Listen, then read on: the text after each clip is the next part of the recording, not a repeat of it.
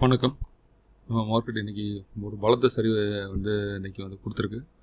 Market பார்த்தோம் அப்படின்னா ஒரு 241 புள்ளிகள் இறக்கத்தில் முடிஞ்சிருக்கு. அதுக்கு பெரும்பாலும் இன்றைக்கி இறங்குனதுக்கு காரணம் அதானி பங்குகள் மற்றும் மார்க்கெட் ஆல்ரெடி வீக். அது நமக்கு தெரிஞ்சது தான், ஒன்றும் சொல்கிறதுக்கு இல்லை.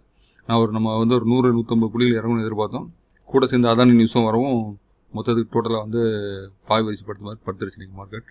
இன்னும் இதுக்கு மேலே மார்க்கெட் பார்த்தோம் அப்படின்னா மார்க்கெட் பாசிட்டிவாக இருக்கான்னு பார்த்தா கண்டிப்பாக பாசிட்டிவாக இல்லை. மார்க்கெட் நெகட்டிவ் சைடில் தான் இருக்குது. பாசிட்டிவ் சைடு அப்படின்னு போனால் 25,300 கடந்து ஒரு 2-3 நாள் சஸ்டெயின் ஆனால் மட்டும்தான் பாசிட்டிவ் சைடுன்னு சொல்ல முடியும். அதே மாதிரி நெக்ஸ்ட் நிஃப்டி அப்படின்னு பார்த்தோம் அப்படின்னா ஒரு 1332 புள்ளிகள் இன்றைக்கி அது மட்டுமே இறங்கியிருக்கு. கிட்டத்தட்ட 1332 புள்ளிகள் இறங்குறதுக்கு பெரும்பாலுமான இன்றைய காரணம் அதானி பங்குகள் தான். அதானி பங்குகள் இன்றைக்கி ஏன் இறங்கிச்சு எல்லாருக்கும் பெரிய ஒரு கேள்வி. அமெரிக்காவில் ஆல்ரெடி இந்த இண்டன்பர்க்கோட இதெல்லாம் அறிக்கையெல்லாம் வந்துடுது. அந்த அறிக்கை மேலே ஒரு கேஸ் ஃபைல் இருந்தது. அதை இன்றைக்கி அவன் கையில் தூசி தட்டி எடுத்திருக்காங்க. நம்ம ஊரில் செபி இருக்க மாதிரி அந்த ஊரில் செக்யூரிட்டிஸ் எக்ஸ்சேஞ்ச் கமிஷன் அப்படின்னு சொல்லி ஒரு இது இருக்குது, எஸ்இசின்னு சொல்லுவாங்க. அந்த அமைப்பு கோர்ட்டில் அனுமதி கேட்டு ஒரு பெட்டிஷன் ஃபைல் பண்ணியிருக்காங்க. அதை ராய்டர்ஸ் நிறுவனம் இன்றைக்கி வெளியே இன்றைக்கி அந்த நியூஸ் கொடுக்கவும் மார்க்கெட்டில் இன்றைக்கி நம்ம அதானி பங்குகள் பலத்தாடி கிட்டத்தட்ட ஒரு 1.5 லட்சம் கோடி அதானியுடைய மதிப்பு இன்றைக்கி குறைஞ்சிருக்கும். இன்றைக்கி அந்தளவுக்கு அடி. அது இல்லாமல் அதானி கிரீன் Q3 ரிசல்ட்டு அதுவும் ஒரு பலத்த எதிர்பார்ப்பும் பலத்த ஏமாற்றம் கொடுத்த ஒரு இதுவாக தான் இருந்தது. ரொம்ப ஒரு மோசமான ஒரு ரிசல்ட்டாக இருந்தது அந்த ரிசல்ட். ஸோ அந்த ரிசல்ட் ஒரு காரணமாக இருந்தது. ப்ளஸ் இந்த நியூஸும் சேர்ந்துக்கிடவே போட்டு அடி அடிச்சு வெளுத்து வாங்கிட்டாங்க அந்த அவங்க பங்குக்குள்ள. அதானி கிரீன் ஆகட்டும், அதானி என்சோல் ஆகட்டும், அதானி பவர் ஆகட்டும், அதானி போர்ட்ஸ் ஆகட்டும், அதானி என்டர்பிரைசஸ் ஆகட்டும், கிட்டத்தட்ட எல்லா பங்குகளும் இறங்கியிருந்து. கூட அம்புஜா சிமெண்ட்டும் சேர்ந்து இறங்கியிருந்தது. 5% மேலே இறங்கியிருந்தது இன்றைக்கி பார்க்க முடிஞ்சது. அதே மாதிரி பேங்க் நிஃப்டி கிட்டத்தட்ட 727 புள்ளிகள் இறங்கியிருந்தது. அதே மாதிரி நம்ம பார்த்தோம் அப்படின்னா நெகட்டிவ் சைடு பார்த்தோம் அப்படின்னா 2301 பங்குகள் இன்றைக்கி நெகட்டிவ். 378 பங்குகள் இன்றைக்கி 52 வார லோ. அதேமாதிரி லோயர் சர்க்கியூட் அடித்த பங்குகள் 100, அப்பர் சர்க்கியூட் 73, 52 வாரம் உச்சந்தொட்ட பங்குகள் 35. வெறும் ஏற்றங்கண்ட பங்குகள்னு சொன்னால் என்எஸ்சியில் 879 பங்குகள் மட்டும் தான் ஏற்றங்கண்ட பங்குகள்னு சொல்லலாம்.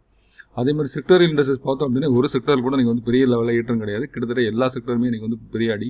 ஆட்டோ செக்டர் பார்த்தா 1.5% இறங்கியிருந்தது. கேபிட்டல் குட்ஸ் 2% இறங்கியிருந்தது. ஸோ கிட்டத்தட்ட எல்லா செக்டர்லையும் மெட்டல் ஆகட்டும் எல்லா செக்டருமே பெரிய அடியில் இருந்தது. ரியாலிட்டி நீங்கள் அதுவும் பெரிய லெவலில் நீங்கள் இன்றைக்கி இறக்கத்தில் இருந்தது. ஸோ இன்றைக்கி செக்டர் இண்டெக்ஸை பொறுத்த வரைக்கும் ரியாலிட்டி கிட்டத்தட்ட ஒரு 3.5% இறங்கியிருந்தது. அப்புறம் மெட்டல் இண்டெக்ஸ், மீடியா இண்டெக்ஸ் ஒரு 2% இறங்கியிருந்தது. PSC bank, energy, consumption, Nifty பேங்க்கு, சர்வீஸ் கிட்டத்தட்ட எந்த இதுவுமே நீங்கள் பெரிய ஒரு ஏற்றம் இல்லை. கிட்டத்தட்ட எல்லாமே கிட்டத்தட்ட ஒரு இறக்கத்தில் இருந்தது. அதுலேயும் குறிப்பாக பார்த்தோம் அப்படின்னா ரியாலிட்டி செக்டரை பொறுத்த வரைக்கும் ஒரே ஒரு பங்கு சோபா தவிர மீது அத்தனை பங்குமே நெகட்டிவ் தான். அதுலேயும் குறிப்பாக பார்க்கணும் அப்படின்னா ஆனந்தராஜ் 6% இறங்கியிருந்தது. காரை ப்ராப்பர்ட்டிஸ், லோதா, டிஎல்எஃப். ஸோ பெரும்பாலான பங்குகள் இன்றைக்கி ரியாலிட்டி சேர்ந்த பங்குகள் இன்றைக்கி பெரிய அடியிலாக இருந்தது. இது இன்றைக்கி தான் அப்படின்னு இல்லை, கண்டினியூஸாக போன வாரத்துலேருந்து மார்க்கெட் இறங்க ஆரம்பித்தது ரியாலிட்டியில் ஒரு பெரிய அடி உலகம் நம்மளால் பார்க்க முடிஞ்சுது. அது இல்லாமல் நீங்கள் நிஃப்டியில் இண்டெக்ஸ் கான்ட்ரிபியூட்டர்ஸ் அப்படின்னு பார்த்தோம் அப்படின்னா நெக்ஸ்ட் நிஃப்டியை பொறுத்த வரைக்கும் ஒரு 2 பங்குகள் மட்டும் தான் இன்றைக்கி பாசிட்டிவாக இருந்தது. அது வேதாந்தாவும் யுனைடெட் ஸ்டேட்ஸ் பெரிய ஏற்றம் இல்லை, சின்ன சின்ன ஏற்றம் தான். அதில் கிட்டத்தட்ட ஒரு பார்த்தோம் அப்படின்னா இறக்க அப்படியே நெகட்டிவ் சைட் 48 பங்கு நெகட்டிவ். அதில் பெரிய நெகட்டிவ் அப்படின்னு பார்க்கும்போது இண்டிகோ. அதுக்கடுத்து பார்த்தோம் அப்படின்னா Adani green, Adani Ensol, Adani power. So இந்த 3 பங்குகள் பெரிய லெவலில் ஒரு 300 புள்ளிகள் கிட்ட இன்றைக்கி இறங்கியிருந்தது. அதே மாதிரி நிஃப்டி 50 பொறுத்த வரைக்கும் அதானி என்டர்பிரைசஸ் இன்றைக்கி பெரிய லெவலில் இறங்கின ஸ்டாக்காக இருந்தது. அதானி போர்ட்ஸ் ஆகட்டும், அதானி என்டர்பிரைசஸ் கிட்டத்தட்ட ரெண்டுமே ஒரு 30-40 புள்ளிகள் கிட்ட இறங்கியிருந்தது. அதில் இன்றைக்கி எட்டர்னல் கண்டினியூஸான இறக்கம் கிட்டத்தட்ட 7% இறங்கியிருந்தது. அதுக்கடுத்த Reliance, Axis bank, Adani ports, SBI, LNT. So எல்லாம் இந்த முக்கியமான பங்குகள் அத்தனையுமே ஒரு இறக்கத்தில் இருந்தது. 37 பங்குகள் இறக்கங்கண்ட பங்குகளாக இருந்தது. 13 பங்குகள் தான் ஏற்றங்கண்ட பங்குகளாக இருந்தது. அதேமாதிரி பிஎஸ்சி நம்ம எடுத்துக்கிட்டோம் அப்படின்னா சென்சஸ் பொறுத்த வரைக்கும் 770 பங்குகள் 770 புள்ளிகள் இன்றைக்கி குறைஞ்சி முடிவடைஞ்சிருந்தது. அதே மாதிரி பிஎஸ்சியில் பார்த்தோம் அப்படின்னா அட்வான்ஸ் ஒரு 1229 பங்குகள் மட்டும் தான் அட்வான்ஸ். டிக்ளைன்ஸ் கிட்டத்தட்ட ஒரு 3000 பங்குகள் இன்றைக்கி இறங்கிய பங்கு. அதே மாதிரி அப்பர் சர்க்கியூட்டில் எந்த ஒரு இதில் அப்பர் சர்க்கியூட்டே கிடையாது. 7 லோவர் சர்க்கியூட் அடித்த பங்கு மட்டும் 7 கொடுத்துருக்காங்க. ஸோ எந்த ஒரு மாற்றம் 143 பங்குகள் இன்றைக்கி ட்ரேட் ஆகிருக்கு.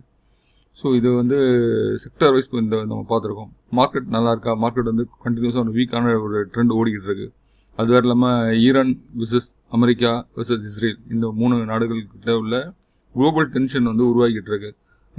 கிட்டத்தட்ட வந்து அவங்களுடைய ஆப்ரஹாம் லிங்கன் பெரிய விமானந்தங்கி கப்பல் வந்து மிடில் ஈஸ்டில் வந்து நிலைநிற்படைக்க அமெரிக்கா யூஎஸ் வந்து. ஸோ இது வந்து பெரிய லெவலில் டென்ஷனை வந்து இப்போ கொடுக்க ஆரம்பிச்சிருக்கு. எப்போ வேணால் வந்து போர் பதட்டம், எப்போ வேணால் போர் ஆரம்பிக்கலான்ற சூழ்நிலையை தான் வந்து உண்டு பண்ணியிருக்கு. அதேமாதிரி இஸ்ரேல் வந்து என்ன பண்ணியிருக்காங்க, அவங்க ராணுவ வீரர்களுக்கெல்லாம் லீவு கிடையாது, அப்பா எல்லாம் கிளம்பி வந்து நம்ம வந்துருங்க, கண்டினியூஸாக ஒர்க் பண்ணுற மாதிரி இருக்கும் அப்படின்னு சொல்லி இஸ்ரேல் சைட்லேருந்து ஒரு அவங்க இஸ்ரேல் அதாவது ராணுவ இதுலேருந்தும் அவங்க உளவுத்துறையிலேருந்தும் வந்து அவங்களுக்கு நியூஸஸ் அனுப்பிச்சிருக்காங்க. யாருக்கும் லீவ் போட வேண்டாம், எல்லோரும் வந்து உடனே ஜாபுக்கு திரும்புங்க அப்படின்னு சொல்லி வந்து இது பண்ணியிருக்காங்க. ஸோ இதெல்லாம் வந்து பார்க்கும்போது குளோபல் டென்ஷனை ஓரளவு உருவாகியிருக்கு. இதற்கு காரணமாக இந்த குளோபல் டென்ஷன் காரணமாக க்ரூட் ஆயில் வந்து ஏற ஆரம்பிச்சிருக்கு. என்னைக்கு வந்து நம்ம தலைவர் வந்து வெனிசுலா மேலே கை வச்ச ஆரம்பத்திலேருந்து ஜனவரி 3ஆம் தேதி 4ஆம் தேதி வெனிசுலா அதிபர் வந்து அவர் உள்ளே கொண்டு தூக்குனார் நம்ம ட்ரம்ப்பு. ஸோ அதுக்கு அடுத்து பார்த்தோம் அப்படின்னா அதுலேருந்தே வந்து ஒரு குளோபல் டென்ஷன் உருவாயிருச்சு. அதுக்கடுத்து பார்த்தோம் அப்படின்னா அவர் எனக்கு கிரீன்லேண்ட் வேணுன்றிருக்காரு, எங்கள் கூட கனடாவும் சேர்ந்துடணும் அப்படின்னு சொல்லிட்டு இருக்காரு. ஸோ அதுலேருந்தே அந்த குளோபல் டென்ஷன் உருவானதுலேருந்தே கிட்டத்தட்ட $55 கிட்ட இருந்த க்ரூட் பார்த்தோம் அப்படின்னா இப்போ அவர் $5 வந்து $60 கிட்ட வந்து ட்ரேட் ஆகிட்டு இருக்கு. $62 போயிட்டு இப்போ $60 வந்திருக்கு. இது கண்டினியூஸான ஒரு ஏற்றமாக தெரியும். இந்த மாதம் ஃபுல்லாகவே ஒரு $5 மேலே ஏறி இருக்குது. இது இல்லாமல் பார்த்தோம் அப்படின்னா குளோபல் டென்ஷன் காரணமாக கோல்டு கண்ணை மூடி ஏறிட்டு போகுது. ஸோ இப்போ கடந்த ஒரு மாதத்தில் பார்த்தோம் அப்படின்னா இது ஒரு மாதத்தோட சார்ட் தான். ஒரு மாதத்தை பார்த்தோம் அப்படின்னா கிட்டத்தட்ட $4,300 இருந்து கிட்டத்தட்ட $5,000 கிட்ட வந்துருச்சு. இன்னும் ஒரு $40 மட்டும்தான் வந்து ஒரு இதில் இருக்குது.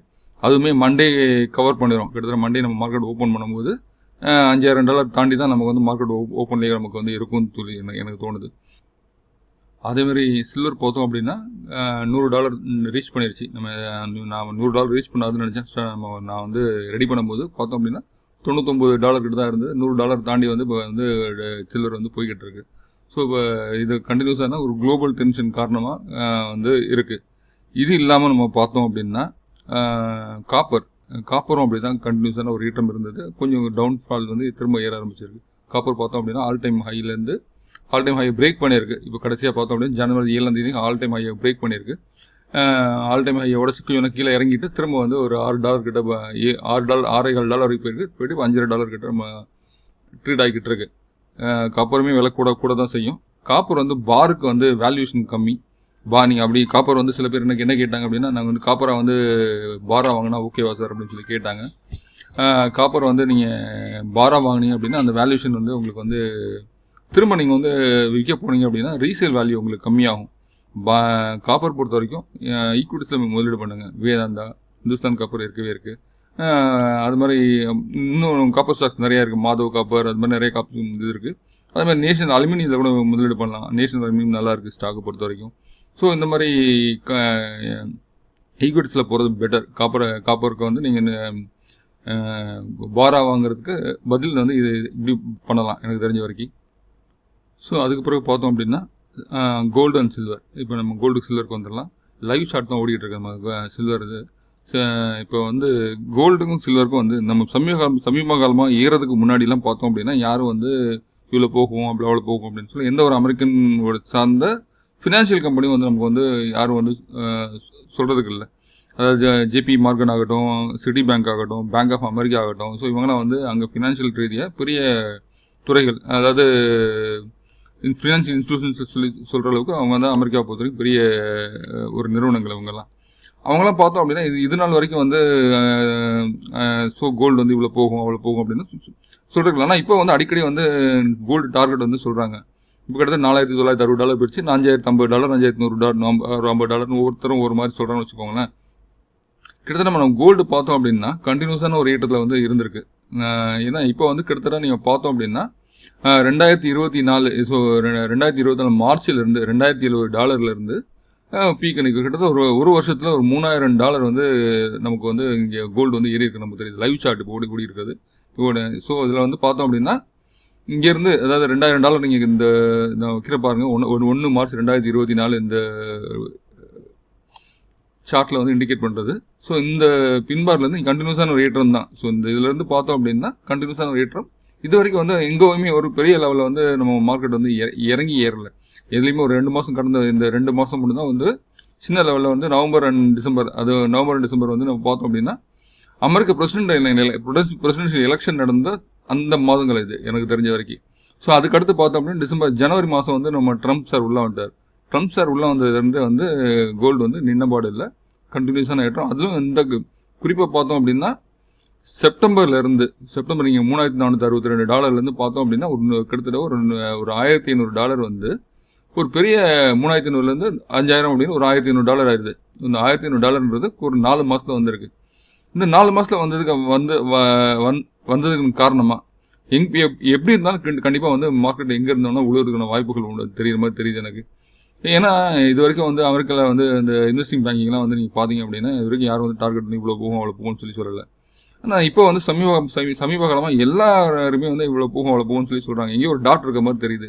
இந்த டாட் எங்கேயோ வந்து இப்போ இந்த டாட்டா வந்து நம்ம ட்ரம்ப் சாரோட கூட வந்து இணைச்சி பார்த்தோம் அப்படின்னா இந்த டாட் அவருக்கானது மாதிரி தெரியுது எனக்கு. ஓகே, ஏன் சொல்கிறேன் அப்படின்னா இப்போ வந்து பார்த்தோம் அப்படின்னா குளோபல் லெவலில் அவர் வந்ததுலேருந்தே வந்து குளோபல் லெவலில் டென்ஷன் உருவாயிருச்சு. ஸோ அங்கே நான் அதை பண்ணுவேன் இதை பண்ணுவேன், கிட்டத்தட்ட நம்ம டாரிஃப் போடுவோம் அதை பண்ணுவோம் இதை பண்ணுன்னு சொல்லி கிட்டத்தட்ட வந்து எல்லா நாடுகளையும் வந்து ஒரு டென்ஷன் லெவலே வச்சிருக்காரு. இன்னைக்கு அதாவது காலையில் ஒன்று எழுந்திரிச்சா ஒன்று சொல்கிறாரு, சாயந்தரம் வந்து தூங்க போன ஒன்று சொல்கிறாரு, கிட்டத்தட்ட 12 மணி நேரத்துக்கு ஒன்று மாற்றி பேசிக்கிட்டு இருக்காரு.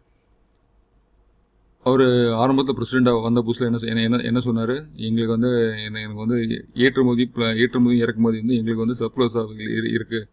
எங்களுக்கு வந்து நீங்கள் வந்து அதிகமான பொருட்களை வந்து ஏற்றுமதி வந்து அதாவது நாங்கள் வந்து இறக்குமதி பண்ணுறோம், நீங்கள் வந்து எங்களை இறக்குமதிக்கு எங்களுக்கு டேக்ஸ் கட்டியானுன்னு சொல்லி அவர் எல்லா நாடுகளிலும் டேக்ஸ் போட ஆரம்பித்தார்.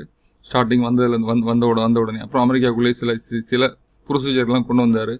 அங்கே உள்ள மக்கள் ஒரு எதிர்ப்பு தெரிவித்தாங்க. அப்புறம் எல்லா கண்ட்ரிஸுமே டாரிஃப் ஒரு இதை கொண்டு சைனா, இந்தியா ஆகட்டும், யூரோப்பியன் கண்ட்ரிஸ் ஆகட்டும், எல்லாம் ஒவ்வொருத்தரும் வந்து சின்ன ட்ரேடில் வந்து இது பண்ணிட்டு இருக்காரு. அதுக்கடுத்து பார்த்தோம் போனால் கடந்த ஜனவரி 3 வெனிசுலா அதிபரை பிடிச்சி கொண்டு போய் உள்ளே வச்சு அது ஒரு ட்ராமா பண்ணார்.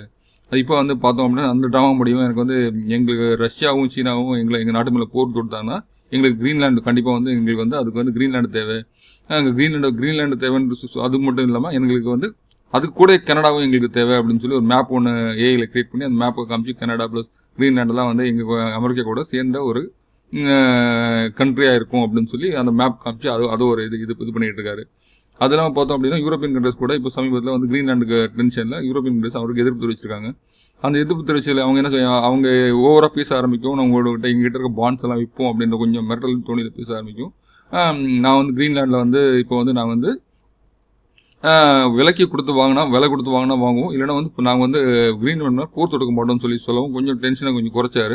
ஆனால் அந்த டென்ஷன் குறைஞ்சி ஒரு நாளில் ஈரான் கிட்ட வந்து மல்கடி நிற்கிற மாதிரி தெரியுது. ஸோ இப்போ அங்கே வந்து பார்த்தோம் அப்படின்னா அப்ரஹாம் லிங்கன் நிறைய போர் தளவாடங்கள் போர்க்கப்பல்லாம் கொண்டு போய் அங்கே சுற்றி நிற்க வச்சிருக்காரு. எப்போ வேணால் அந்த பிரச்சனை ஸ்டார்ட் ஆகணுன்ற நிலைமையில் நிற்க வச்சிருக்காரு. ஸோ இந்த மாதிரி குளோபல் லெவலே டென்ஷனே வச்சிருக்காரு. கிட்டத்தட்ட இதை வந்து குளோபல் டென்ஷன் வந்து இந்த ஈரான் போரோட இந்த குளோபல் டென்ஷனை முடிச்சு விட்டு எந்த டென்ஷனும் இல்லை அப்படிங்கும்போது என்ன ஆகும்னா இங்கே கோல்டு வந்து மார்க்கெட் அங்கேருந்து உழுக ஆரம்பிச்சிது அப்படின்னா கிட்டத்தட்ட எனக்கு தெரிஞ்சு இந்த இடத்துல திரும்ப வரக்கூடிய வாய்ப்புகள் இருக்கிற மாதிரி தெரியுது. 5,000 இது வந்து சமீபத்தில் ஏறி இருக்குது. அங்கேருந்து ரிவர்ஸ் வந்தால் கூட 1000 புள்ளிகளுக்கு $1,000 கிட்ட இறங்குறதுக்கான வாய்ப்புகள் ரொம்ப பிரகாசமாக இருக்கிற மாதிரி தெரியுது. எதுக்கு வந்து கோல்டில் வந்து நீங்கள் ஃபியூச்சரில் இது பண்ணுறீங்க, கோல்டு அண்ட் சில்வரில் பண்ணுறீங்க அப்படின்னா கொஞ்சம் வந்து பார்த்து பண்ணுங்கள், பெட்டராக இருக்கும் எனக்கு தெரிஞ்ச வரைக்கும். ரொம்ப வந்து ஓவர் இதில் வந்து போகாதீங்க. ஏன்னா எப்போ வேணால் இறங்கும் ரிவர்ஸ் ஆகும் அப்படின்ற மாதிரி தான் எனக்கு வந்து தோணுது. நான் கண்டினியூஸான ஒரு ஏற்றம் இருக்குது. ஸோ நீங்கள் பார்த்தீங்க அப்படின்னா தெரியும், இது எந்த மாதம் கேண்டில், இது அக்டோபர் மாதத்துலேயே வந்து உழுக வேண்டிய மார்க்கெட். இந்த கேண்டில் விழுந்தப்போ கண்டிப்பாக வந்து மார்க்கெட் வந்து ரிவர்ஸ் ஆகிருக்கணும். இதுக்கே ரிவர்ஸ் ஆகலை. ஸோ அதுக்கு அடுத்து ரிவர்ஸ் ஆக வேண்டிய மார்க்கெட் டிசம்பர்லேயே வந்து ரிவர்ஸ் ஆகக்கூடிய கேண்டில் விழுந்திருக்கு. இதுக்கு வந்து மார்க்கெட் ரிவர்ஸ் ஆகலை, அப்படியே மேலே கொண்டு போயிட்டாங்க. ஸோ இங்கே எனக்கு தெரிஞ்ச வரைக்கும் இந்த அக்டோபர் மாதத்துலேயே ரிவர்ஸ் ஆகிருக்கணும். இங்கே ரிவர்ஸ் ஆகலை. டிசம்பரில் ரிவர்ஸ் ஆகிருந்தது, அதுக்கும் ரிவர்ஸ் ஆகலை. ரிவர்ஸ் ஆகாம கண்டினியூஸாக மேலே போயிருக்கு. ஸோ இதெல்லாம் பார்க்கும்போது ஏதோ ஒரு உள் விளையாட்டு இருக்கிற மாதிரி தெரியுது. எதுக்கும் கவனமாக இருங்க, சில்வர்லேயும் கோல்டுலேயும். அதுக்கடுத்து நம்ம வந்து இந்த வாரத்தில் அடி வாங்கிய பங்குகளையும் பார்த்துருவோம். அதே மாதிரி சில்வரும் இப்போ சில்வர் வந்து இது 5 மினிட் சார்ட். இது நீங்கள் பார்த்தீங்கன்னா உங்களுக்கு தெரியும். 5 மினிட் சார்ட்டில் கிட்டத்தட்ட $100 ரீச் பண்ணிடுச்சு. $100 ரீச் பண்ணிடுச்சு. ஸோ மண்டே வந்து எனக்கு தெரிஞ்சு ஒரு $101 கிடந்தாலும் கிடக்கலாம். மண்டே ஓப்பனிங் அப்போ ஸோ அதனால் வந்து சில்லருக்குமே அதே தான். நீங்கள் கண்டினியூஸான ஒரு ஏற்றம் இருக்கிறத நம்ம சில்லர்லேயும் பார்க்க முடியுது. ஸோ இது வந்து எப்போ வேணால் ரிவர்ஸ் ஆச்சு அப்படின்னா ஒரு பெரிய லெவலில் வந்து இறங்கக்கூடிய வாய்ப்புகள் உண்டு. ஏன்னா நம்ம வந்து சில்வருடைய ஒரு வரலாறை பார்த்தோம் அப்படின்னா எங்கே இறங்கினாலும் ஒரு 50% இறங்கல, 80% வரைக்கும் இறங்குது. லாஸ்ட்டாக வந்து பார்த்தோம் அப்படின்னா சில்வர் மந்த்லி சார்ட் வச்சு காமிக்கிறேன் உங்களுக்கு. ஸோ சில்வருமே ஒரு பெரிய ஏற்றம் இருக்குது, நம்மளால் பார்க்க முடியுது. இந்த இது பார்த்தீங்க அப்படின்னா ஏப்ரல் 1 11வது வருஷம். ஸோ இந்த இது வந்து இங்கே இது நல்ல ஹை பார்த்தீங்க அப்படின்னா $48 வரைக்கும் போயிருக்கு. அதுக்கு பிறகு இந்த $48 எப்போ உடச்சிருக்கு அப்படின்னா இப்போ தான் சமீபத்தில் உடச்சிருக்கு. இப்போ அக்டோபர் மாதம் தான் உடச்சிருக்கு. அதாவது கிட்டத்தட்ட ஒரு 15 வருஷம் கழிச்சு வந்து இப்போ இந்த ஹையை வந்து இந்த வருஷம் தான் உடச்சிருக்கு. அதுக்கு முன்னாடி ஹை எங்கே எவ்வளோ இருந்திருக்குன்னு பார்த்தீங்கன்னா இந்த வந்து ஆகஸ்ட் மாதம் 20வது வருஷத்தை பார்த்தீங்க அப்படின்னா $29 இருந்திருக்கு. அந்த $29 வந்து $31 ஓகே 20 அதாவது 2020 பார்த்தோம் அப்படின்னா ஒரு $30 கிட்ட இருந்திருக்கு. அந்த $30 திரும்ப வர்றதுக்கு உங்களுக்கு 4 வருஷம் கழிச்சு திரும்ப $30 வந்து இந்த திரும்ப வந்திருக்கு. ஸோ அதுக்கு அடுத்து வந்து இந்த அந்த ஹையை உடைக்கிறதுக்கு 15 வருஷம் கழிச்சு தான் 2011 வந்து ஹை. அதுக்கடுத்து 15 வருஷம் கழிச்சு தான் அந்த ஹையை உடைச்சிருக்கு. ஸோ இந்த ஹை உடச்சி பார்த்தீங்கன்னா ஒரு 3 மாதத்தில் வந்து கிட்டத்தட்ட வந்து 50% அதாவது $50 $50 ஏறி இருக்கு 3 மாதத்தில் ஏறி இருக்கு. இந்த ஏற்றம் வந்து கண்டினியூ இருக்குமா அப்படின்றத ஒரு சந்தேகம் தான். அதாவது இறக்கம் வந்தா அப்படின்னா கிட்டத்தட்ட ஒரு 50% மேலே இறக்கம் வரலாம். எனக்கு தெரிஞ்ச வரைக்கும் திரும்ப இங்கேருந்து இந்த இது வரைக்கும் ஒரு $55 வரைக்கும் கூட ரிவர்ஸ் ஆகிற வாய்ப்புகள் உண்டு எனக்கு தெரிஞ்ச டாலர். அதனால் கொஞ்சம் கவனமாக இருங்க எப்போவுமே. சரி, இந்த இதை பொறுத்த வரைக்கும் சில்வர்லையும் சரி கோல்டுலேயும் சரி. ஏன்னா வந்து நம்ம ட்ரம்ப் சார் வந்து கையில் வந்து ஆளணும் அப்படின்னு நினச்சிட்டு இருக்காரு. இந்த மேக் அமெரிக்கா கிரேட் அப்படின்னு சொல்லி வரும்போதே சொல்லிட்டு வந்திருக்காரு. அதனால் வந்து இதிலெல்லாம் கேம் விளையாடுறாரோ அப்படின்னு எனக்கு ஒரு சின்ன சந்தேகம் இருக்குது. ஏன்னா அவர் ஆல்ரெடி பிஸ்னஸ் மேன். அவர் இப்போ சொல்கிறது செய்கிறது எல்லாத்தையும் பார்க்கும்போது இதில் வந்து பெரிய அளவில் பணம் பண்ணக்கூடிய வாய்ப்புகள் வந்து அதிகமாக இருக்கிற மாதிரி தெரியுது. ஸோ அதனால் வந்து கவனமாக இருக்கிறது ரொம்ப நல்லதுன்னு தோணுது.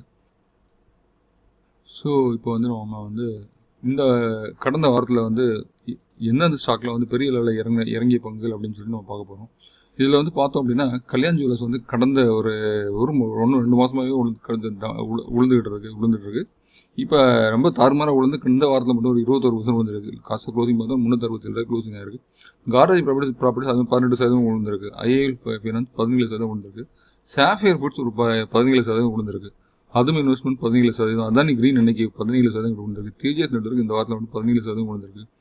நியூஜன் சாஃப்ட்வேர் 17% விழுந்திருக்கு. Subex 16%, Inox green 16%, Aditya Birla real estate 16%, ரோதா developers 15%, PNB housing finance 15%, Indigo paints, Paytm, Neogen chemicals, data patterns, Ola electric, G infra engineering, சாஞ்சின் international, India glycols, Adani enterprises. இன்றைக்கி அதானி என்டர்பிரைஸ் இன்றைக்கி பார்த்தோம் அப்படின்னா கிட்டத்தட்ட 10% விழுந்தது. 13% டோட்டலாக விழுந்திருக்கு கடந்த வாரத்தில் மட்டும். ஜோதி சிஎன்சி ஆட்டோமேஷன் 13% விழுந்திருக்கு. ஊப்ரா ரியாலிட்டி. இந்த பெரும்பாலான பங்குகள் இந்த வாரம் விழுந்த பங்குகள் தான். Aditya Birla vision, KE industries, Lloyds engineering, Protean government techno, தேவியன் international, lemon tree hotel, Shaily engineering பார்த்தோம்னா 12%, பிஜி எலக்ட்ரிக்கல்ஸ் 12% விழுந்து கிட்டத்தட்ட 510 க்ளோசிங் வச்சிருக்கு.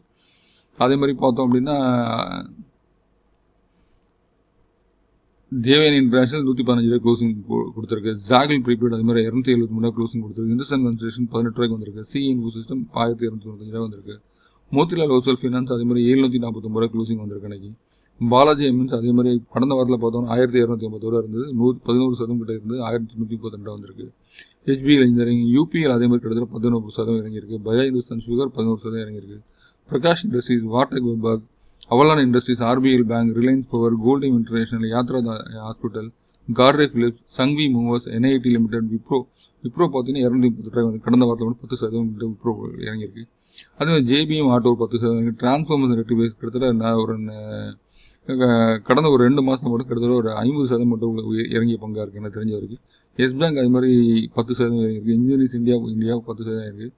ஓலா எலக்ட்ரிக் அதே மாதிரி ஒலக்ட்ரா கிரீன் டெக் 11% இறங்கியிருக்கு. பவர் மெக் ப்ராஜெக்ட்ஸ் 10% இறங்கியிருக்கு. பிடிஎஸ்எல் லிமிடெட் இறங்கியிருக்கு. MTAR technology, Poonawalla fincorp, Cohance life science, shopper stop, UTI AMSC, just dial, Bajaj electricals, Genus power infrastructure, Adani energy solution, Shakti pumps, Indraprastha medical, SRF limited, இதெல்லாம் பார்த்தோம்னா 10% கிட்ட இறங்கிய பங்குகளாக இருக்குது. மோஸ்ட் டெக்னாலஜிஸ் அது 10% இறங்கியிருக்கு. எட்டர்னல் கண்டினியூவாக பார்த்தோம் இறங்கி இந்த வாரத்தில் மட்டும் 10% இறங்கியிருக்கு. NIT லேர்னிங் சிஸ்டம் 9% இறங்கியிருக்கு. HFCL, global health, Havells India, Jai Balaji, Jain irrigation, Azad engineering, Bombay dyeing, Latent View analytics, Surya Roshni, India cement, Cyient, CSC, skipper, Amber enterprises. அம்பர்லாம் பார்த்தீங்கன்னா கிட்டத்தட்ட 10% 5500 வந்திருக்கு. அதே மாதிரி லேட்டன் வியூ வந்து 392 வந்திருக்கு. ஜெயின் இரிகேஷன் 34 வந்திருக்கு. ஜெய் பாலாஜி இண்டஸ்ட்ரி 72 65 வந்திருக்கு. அதே மாதிரி இபேக் ப்ரிஃபோ அப்படின்ற பங்கு 28% முடிஞ்சிருக்கு. பாரத் ரசாயன் 26% முடிஞ்சிருக்கு. சுதர்சன் கலரன்ஸ் 23% வந்திருக்கு. ரேஸ் ஈகோ செயின் 20% வந்திருக்கு. சிஸ்டமேட்டிக்ஸ் கார்பரேஷன் 19% வந்திருக்கு. வேன்பரி 19% வந்திருக்கு. சுப்ரீம் ஹோல்டிங் 19%, முத்தூட் கேபிட்டல் 19%, ஹிரிஸ் infra solution, Lokesh machine, Sigachi industries, RS software India, ஒன்சோஸ் specialty, Ajmera realty, Spencer's retail, Dishman Carbogen, Simplex infra, oil country tub, Ramco system, Jaiswal Nikko, SML Mahindra 4400 3600 17% விழுந்திருக்கு. அதே மாதிரி லோகேஷ் மிஷின் அதே மாதிரி 18% விழுந்திருக்கு. விக்ரம் சோலார் கிட்டத்தட்ட 16% விழுந்த பங்காக இருக்குது. இமாமி ரியாலிட்டி, நேஷனல் ஸ்டாண்டர்ட், தத்வாச்சந்தன் ஃபார்மா கம்பெனி 16% விழுந்திருக்கு. 1156 வந்திருக்கு. அஷபுரா மினரல் அதே மாதிரி 682 வந்திருக்கு. 16% விழுந்திருக்கு. SM கோல்டு 15 ரூபாய்க்கு வந்திருக்கு. அதே மாதிரி AAA டெக்னாலஜி 104 ரூபா. கர்னஸ் மைக்ரோ சிஸ்டம் 15 ரூபாய்க்கு வந்திருக்கு. கர்னஸ் மைக்ரோ சிஸ்டம் 15% விழுந்திருக்கு. லூமக்ஸ் இண்டஸ்ட்ரீஸ் அதே மாதிரி 15% விழுந்திருக்கு. கிரி இண்டஸ்ட்ரீஸ் 15% விழுந்திருக்கு. நாலேஜ் மரைன் 15% விழுந்திருக்கு. ரவிக்குமார் டிஸ்ட்ரில் பார்த்தோம் 15% விழுந்திருக்கு. GK energy 18%, Kirloskar electric, Raghav productivity, Bharat global developers, அதே மாதிரி Hathway cable, EFC, Canara Robeco, AMC, அதுக்கு கண்டனா ரோபோகா AMC கிட்டத்தட்ட 15% வந்திருக்கு. 250 ரூபாய் வந்திருக்கு. லக்ஷ்மி டென்டல் அதே மாதிரி 14% வந்திருக்கு. ஷாலிமார் பெயிண்ட்ஸ், எக்ஸலட் டெக்னாலஜி, கேதான் chemicals, Lakshmi India finance, Hindustan rectifiers, Raymond realty பார்த்தோம் அப்படின்னா கிட்டத்தட்ட 15% விழுந்திருக்கு. மோட்டிசன் ஜுவல்லர்ஸ், குயிக்லி technology, OnMobile global, Suraj, SPML infra, AMG land holding, Atlanta, Manorama industry, black buck, இதெல்லாம் பார்த்தோம்னா 14% கிட்டத்தட்ட விழுந்திருக்கு பங்குகளுக்கு. Ajax engineering, Indotech transformers, Nagar spinning mills, Balaji developing, tiger logistic, EVG logistic, one மொபிக் சிஸ்டம்ஸ். ஸோ இந்த பங்குகள் எல்லாம் 13% கிட்ட உள்ள பங்குகள் இருக்குது. இன்னும் நிறைய பங்குகள் இருக்குது. நான் 13% தான் எடுத்திருக்கேன் நான்.